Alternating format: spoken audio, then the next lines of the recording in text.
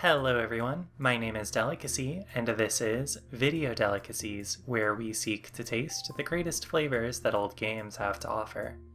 I just played Elebits, which was developed and published by Konami. It was released exclusively for the Nintendo Wii in 2006. In Japan, it was one of the 16 games that made up the Wii's launch lineup, and it was among the earliest titles released in North America as well. Many of these early Wii games fully embraced the novelty of the console's unique controller, and as you can see in this TV ad from the time, Elebits did so with remarkable enthusiasm. It was a game that could not possibly have existed any earlier than it did, a perfect encapsulation of that moment. But what is it like to play Elebits for the first time in 2025? That's what I set out to learn. I found a copy of it at my local used game store, and I played it on my Wii U. Many years ago, a lightning strike brought creatures of living electricity to the world. Ever since, Elebits have lived alongside humans, providing them with fire and light. However, in an unnamed town, the power suddenly went out. Living there was a 10-year-old boy named Kai.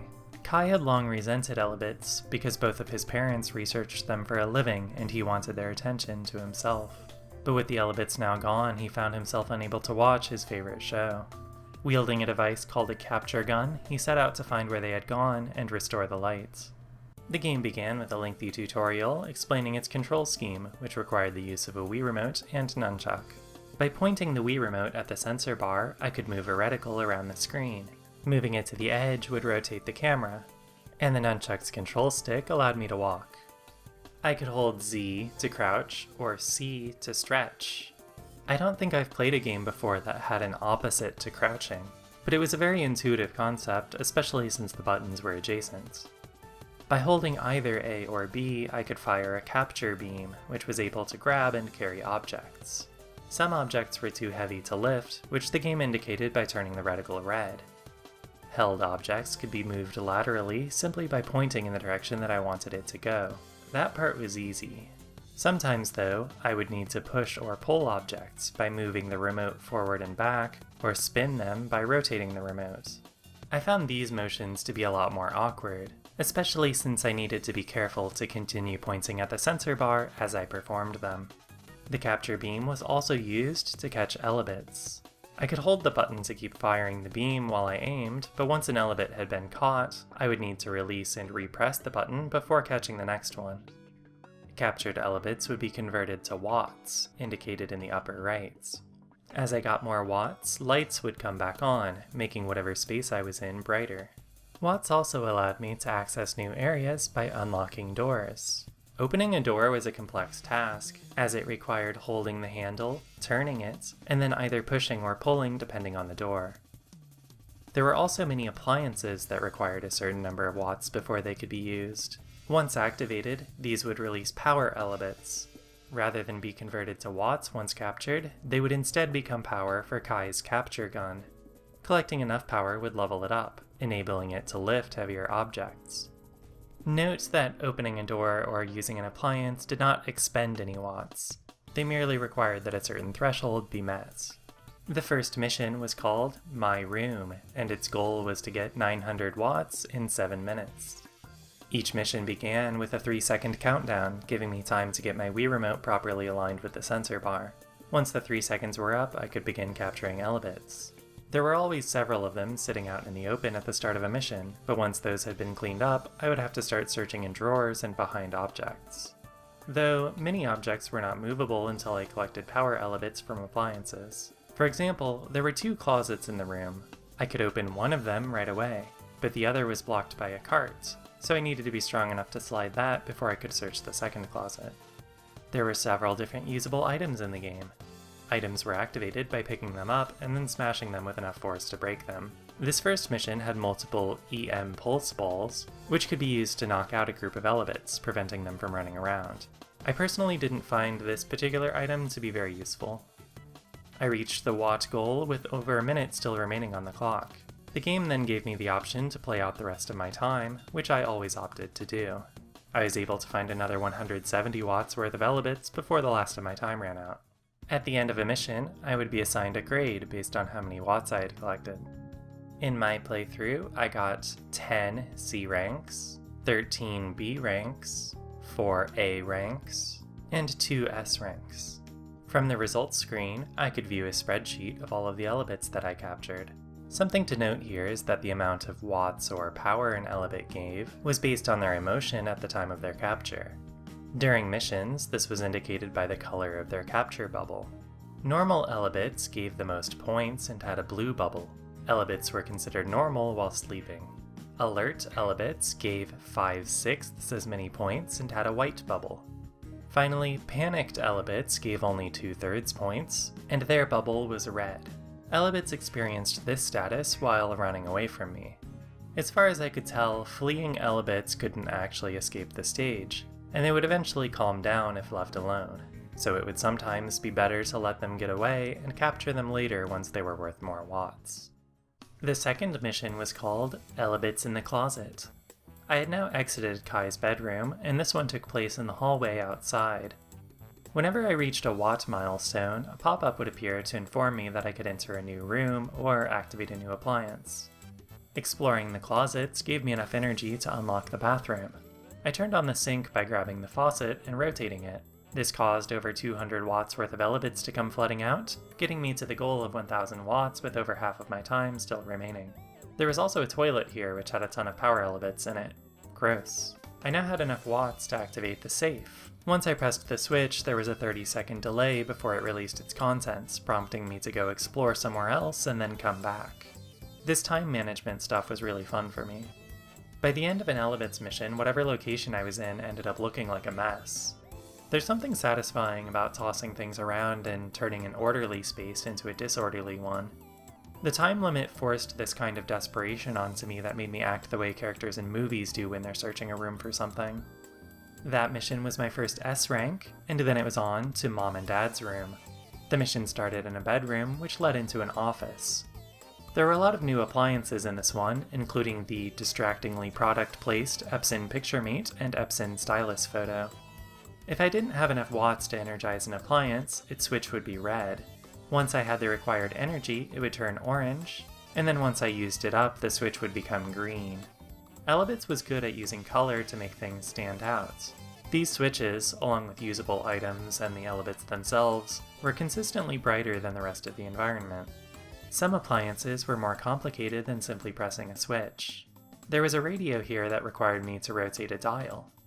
There was also a disc shredder that wanted me to manually insert a disc. Unfortunately, I'd managed to knock the shredder over before I had the requisite watts, and I wasn't able to maneuver the CD into it.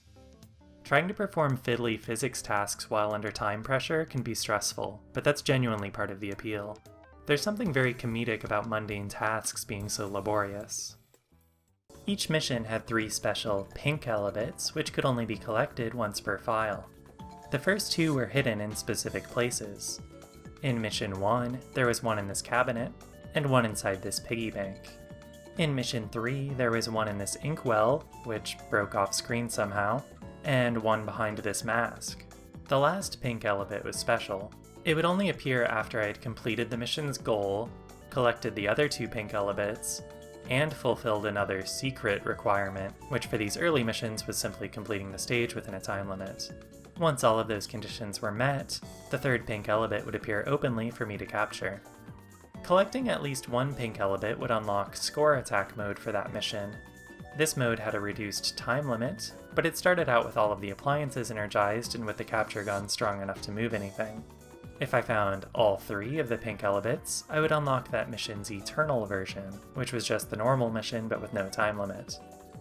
Most interestingly though, getting 2 pink Elebits was enough to unlock a challenge mission.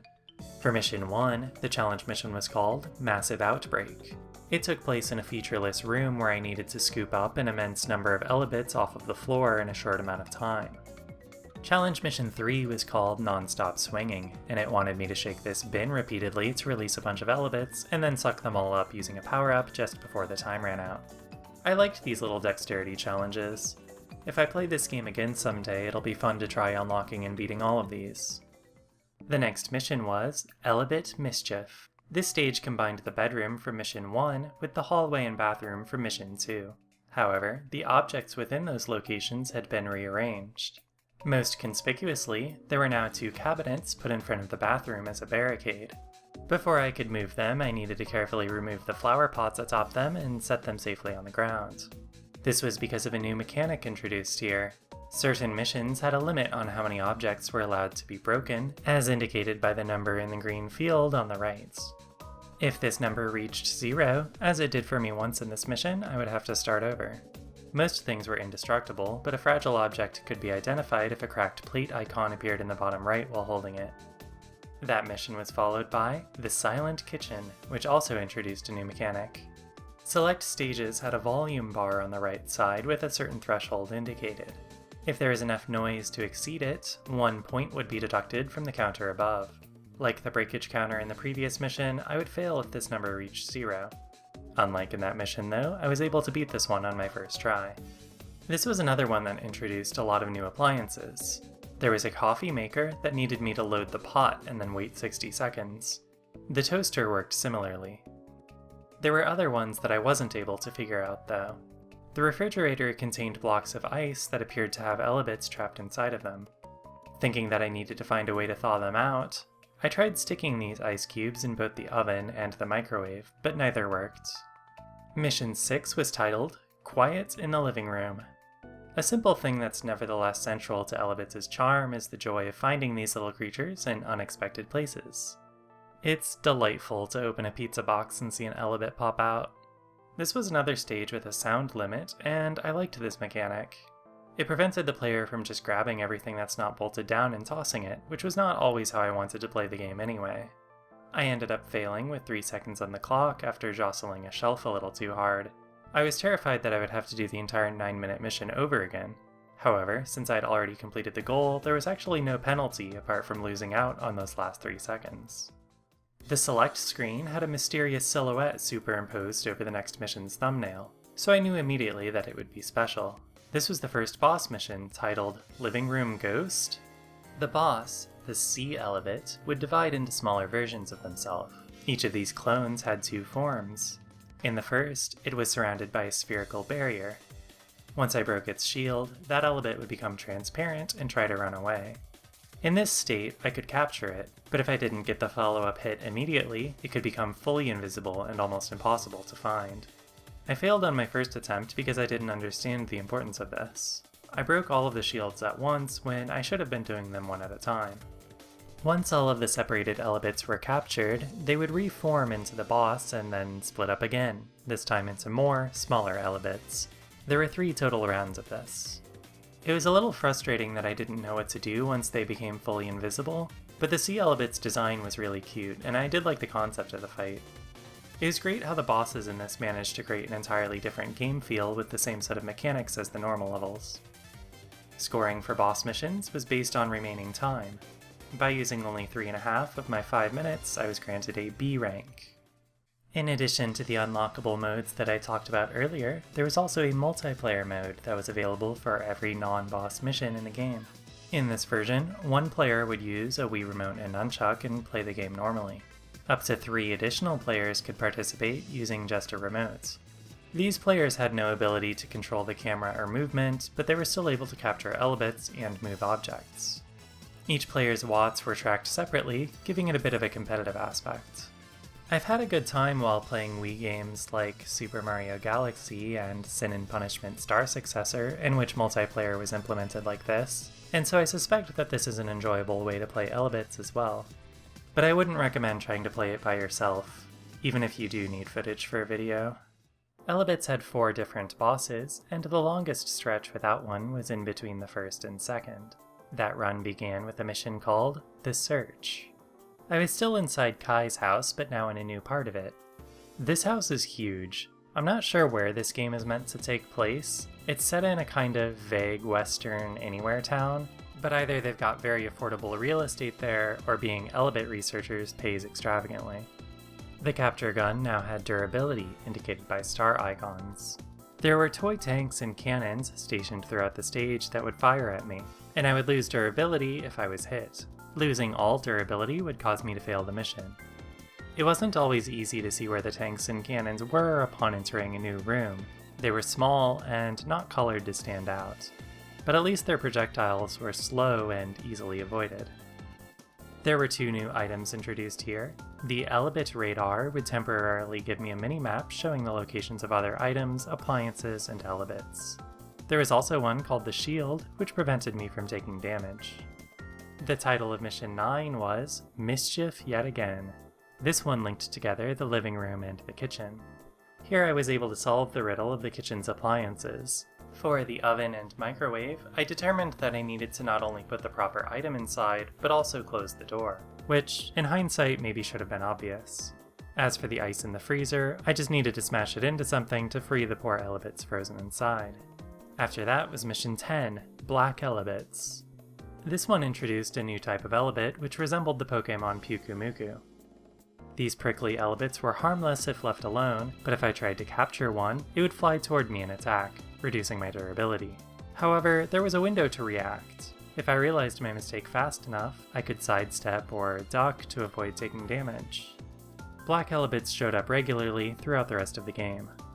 This mission started out back in the kitchen, but from there it moved outside to the yard. Finally, 10 missions in, I was stepping foot outside. Unfortunately, this area had a problem. Many of the larger objects had hitboxes that extended well beyond where you would think. It made capturing Elebits near these objects kind of frustrating. Ultimately, it's a minor complaint, but it stood out because it was really only an issue here in some of the middle areas of the game. There's still one more alternate mode that I haven't talked about yet, and that's the Edit mode, which allows the player to design their own Elebits missions. It's surprisingly robust. I could choose from any of the stages that I had cleared in the story mode, and then select up to 3 sets of objects to include. New object sets were unlocked anytime I got B rank or higher on a mission.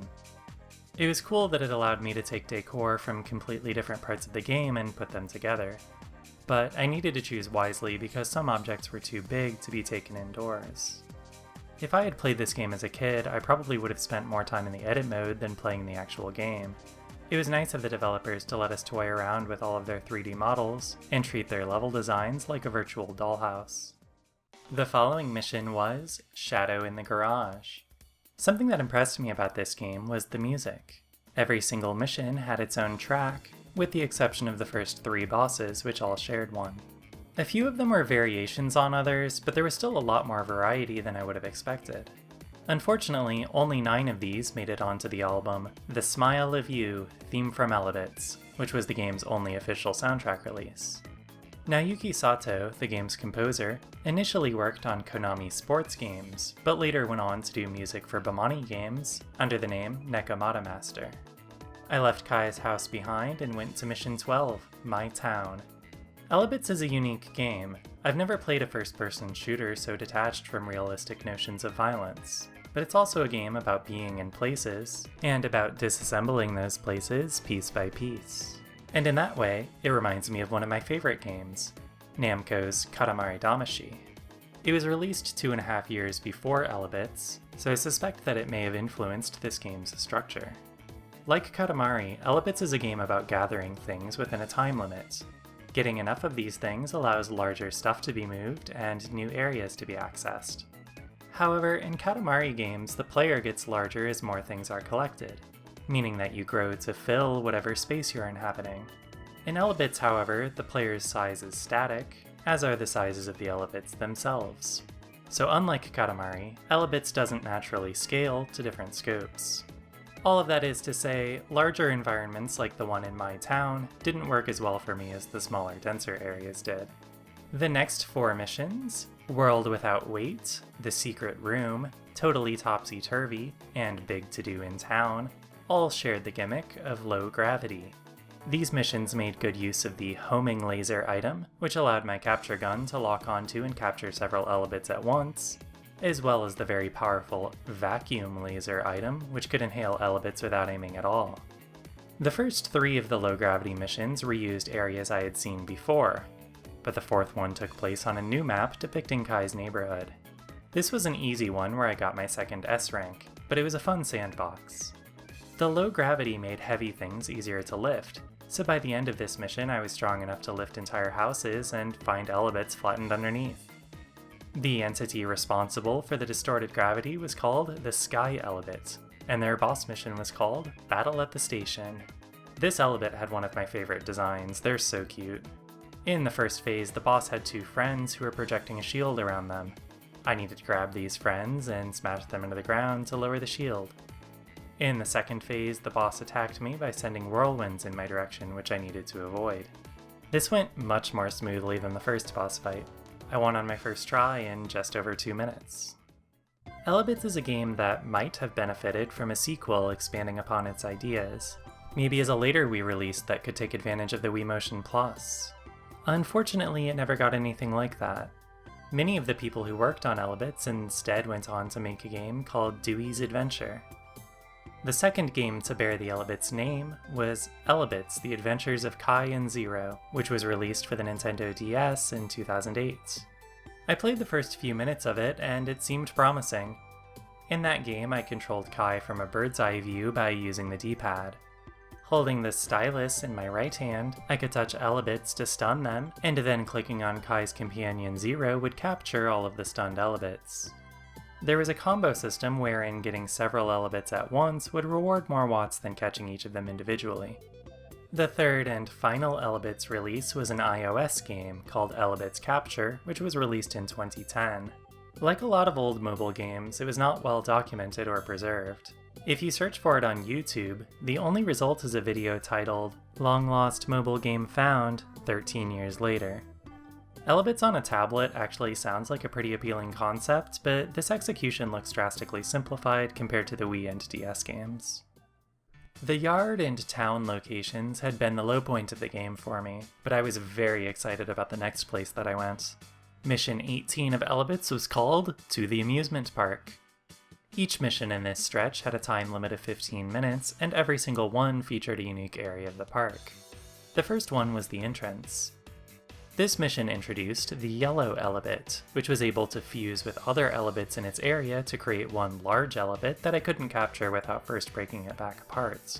At first, I did so by grabbing them and slamming them into the ground.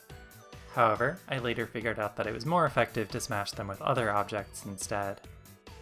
This area featured a cameo appearance from a familiar face. I've never played Silent Hill 3, but Robbie the Rabbit is iconic. It was very funny to see him depicted in this E-rated children's game with what looked like blood on his face. When he appeared as a playable character in Super Bomberman R Online, a game I did play, they gave him colorful paint splatter instead. Elebits tried to justify it by having him hold a hot dog. The second mission of this section, an Elebit State of Mind, returned to the sound limit mechanic. However, there were many noise canceller items available to help. It was good that I had these because the yellow Elebits were able to move objects around, making quite a racket if I didn't deal with them immediately. One bummer of the noise canceller item though was that it made the music quieter for the 30 seconds that it was active. This area of the amusement park was fairy tale themed, with this mission taking place at an oversized tea party. There were fun appliances here like the giant TV, giant oven, and giant refrigerator. In earlier missions, appliances provided power Elebits exclusively, but around this point in the game they started providing a mix that included normal watt Elebits as well. The next mission was called Fancy Some Candy. This one took place in a village of gingerbread houses and featured the return of the toy tanks and cannons. After that was one called Puzzle Panic, which was set in a gaming-themed courtyard with a large chessboard in the center. There was a row of slot machines here which had a chance of dispensing a lot of Elebits when used, but most of the time they just did nothing. Don't ask questions about the presence of gambling in a family amusement park. In Mission 22, Fairy Tale Time, there were finally some rides. There was a carousel that I could grab hold of and spin, releasing a cloud of Elebits from the top.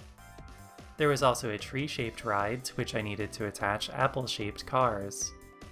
Finally, there was a blimp in the sky that I could drag around, setting off fireworks and causing Elebits to rain from above. These were all really cute concepts, and this area was really beautifully decorated.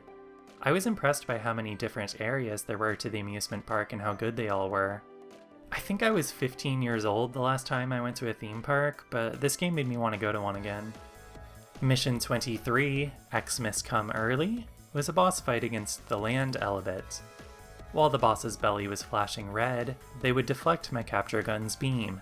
The visual on this looked really cool, and did a good job of communicating that the attack was having no effects.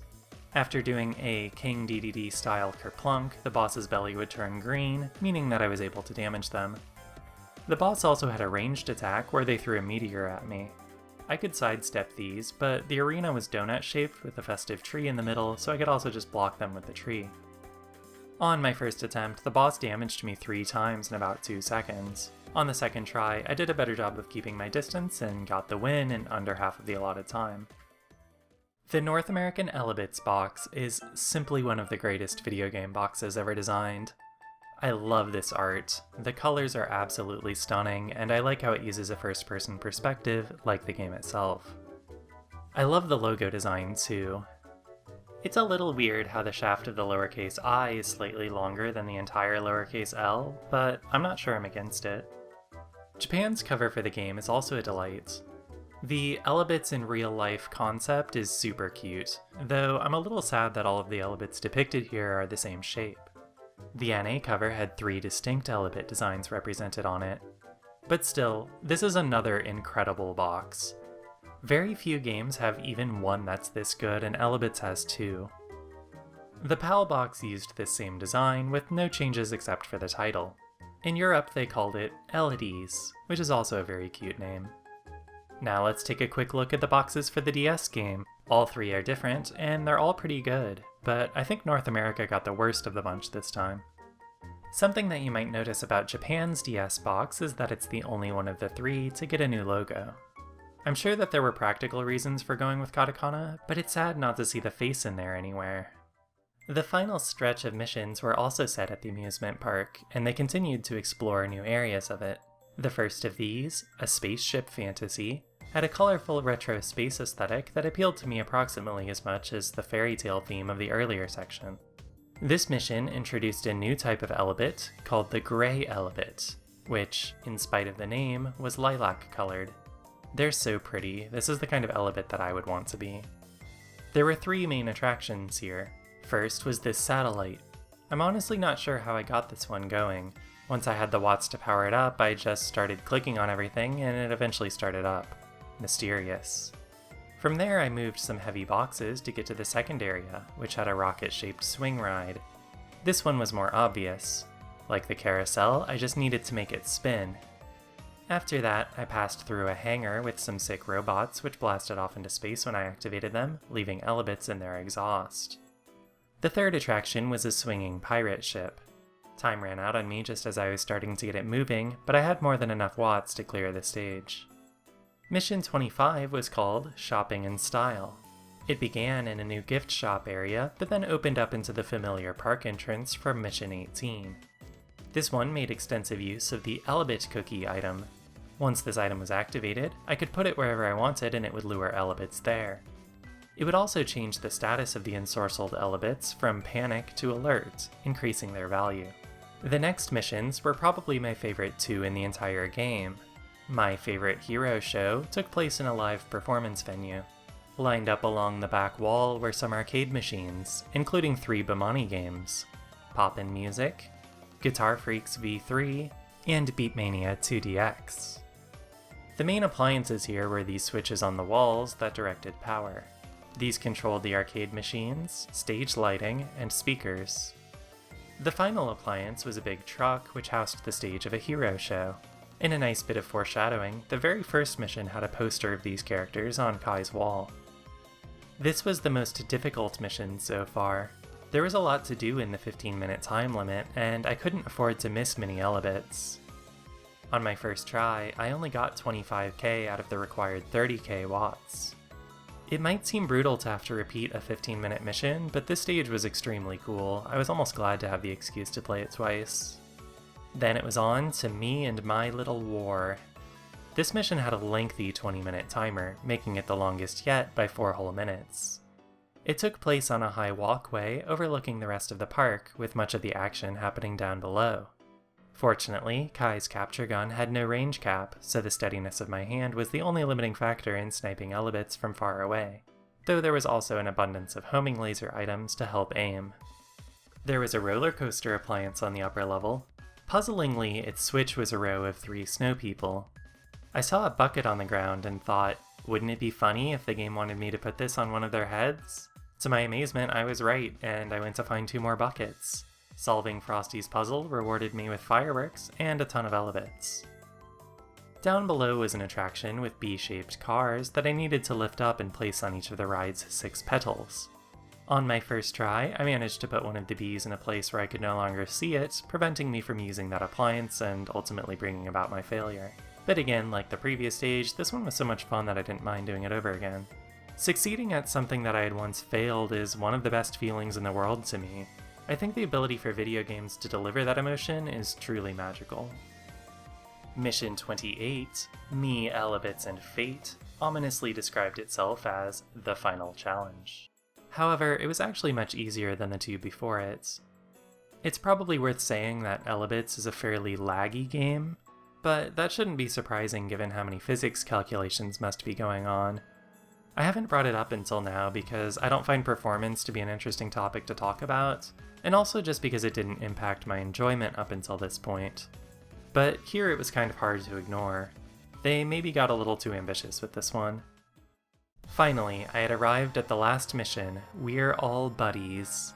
The culprit behind the blackout was revealed to be a rare white Elebit called the Zero Elebit.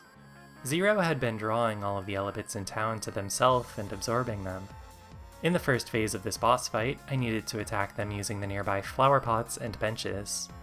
Once damaged, they would release some Elebits.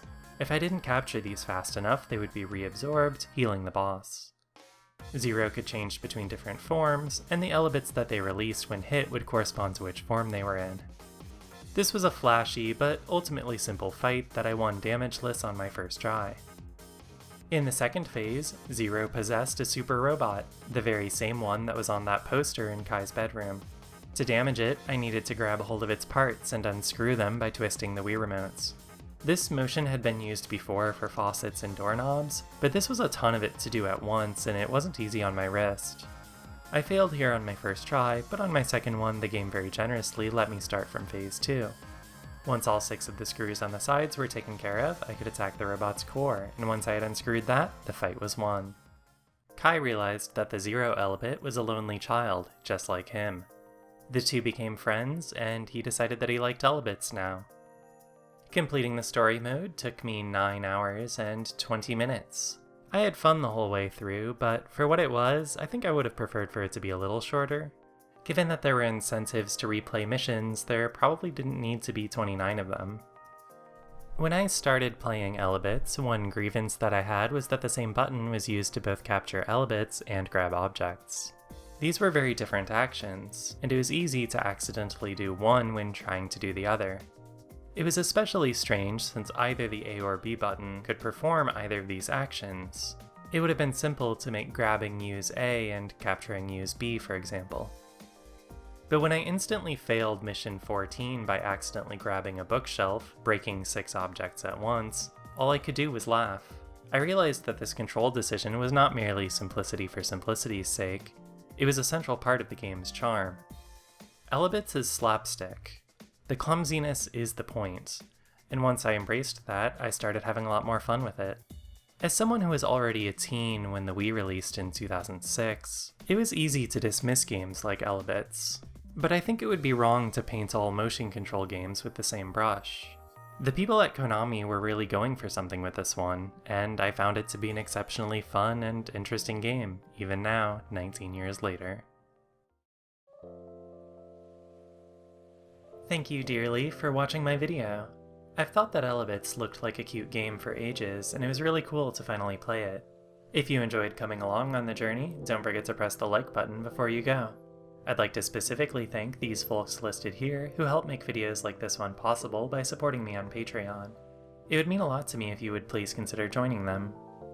I didn't really care for the Wii motion controls in Fragile Dreams Farewell Ruins of the Moon, but I'm happy to report that Elebits controlled much better than Fragile Dreams did.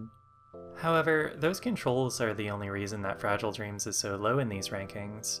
In terms of story and themes, it might be my favorite game on this list, and so Elebits, which was very light on those, is going to go below it.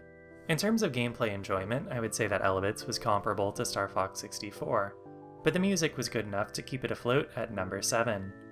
If I was ranking these games purely by their soundtracks, Elebits would be competing for first with Black Rock Shooter the game. I'll see you back here again with my next video, in which I'll be returning once more to the Nintendo 64, this time with a game released in 1998. Until then, don't stop searching for light in dark places.